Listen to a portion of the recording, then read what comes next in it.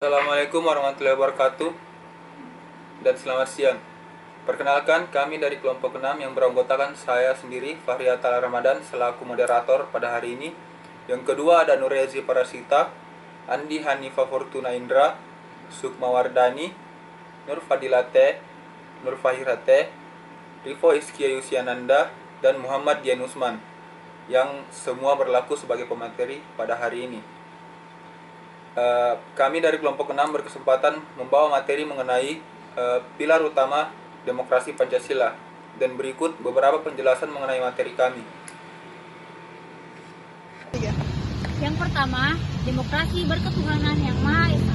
Artinya, seluk-beluk sistem serta perilaku dalam menyelenggarakan kenegaraan RI harus taat asas, konsisten atau sesuai dengan nilai-nilai dan kaidah-kaidah dasar ketuhanan yang Maha Esa. Yaitu demokrasi dengan kecerdasan.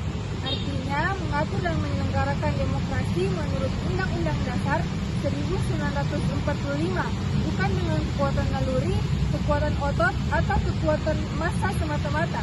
Pelaksanaan demokrasi itu justru lebih menuntut kecerdasan rohaniah, kecerdasan akliyah, kecerdasan rasional, dan kecerdasan emosional. Ialah demokrasi yang berkedaulatan rakyat.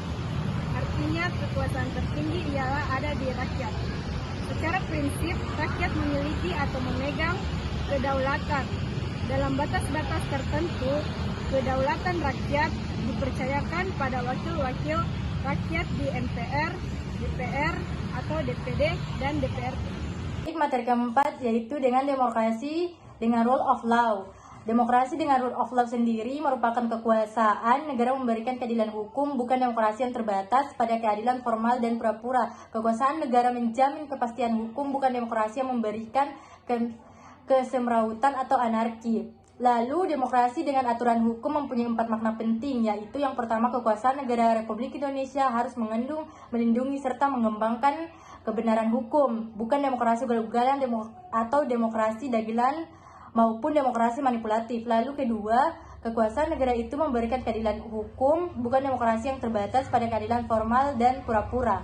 Ada poin ketiga yaitu kekuasaan negara itu menjamin kepastian hukum, bukan demokrasi yang membiarkan kesemproalan atau anarki.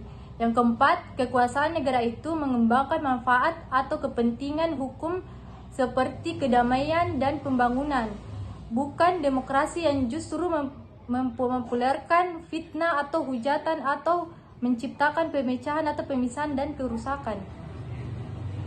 Saya akan menjelaskan mengenai demokrasi dengan pemisahan kekuasaan negara, yang dimana memiliki arti demokrasi menurut Undang-Undang Dasar 1945 mengakui kekuasaan negara Republik Indonesia tak terbatas secara hukum. Demokrasi dikuatkan dengan pemisahan kekuasaan negara dan diserahkan kepada badan-badan negara yang bertanggung jawab. Demokrasi menurut UUD 1945 mengenal pembagian dan pemisahan kekuasaan atau division and separation of power dengan sistem pengawasan dan perimbangan atau check and balances. Baiklah, saya akan menjelaskan tentang kesimpulan dari materi demokrasi. Yang pertama kita ketahui ialah apa yang dimaksud demokrasi. Demokrasi ialah bentuk pemerintahan di mana keputusan-keputusan pemerintah yang penting secara langsung atau tidak langsung didasarkan pada keputusan atau kesepakatan mayoritas yang diberikan secara bebas dari masyarakat dewasa. Demokrasi terbagi lagi. Yang pertama ialah demokrasi yang berketuhanan yang Maha Esa. Yang kedua, demokrasi dengan kecerdasan. Yang ketiga, demokrasi yang berkedaulatan rakyat. Yang keempat ialah demokrasi dengan rule of law.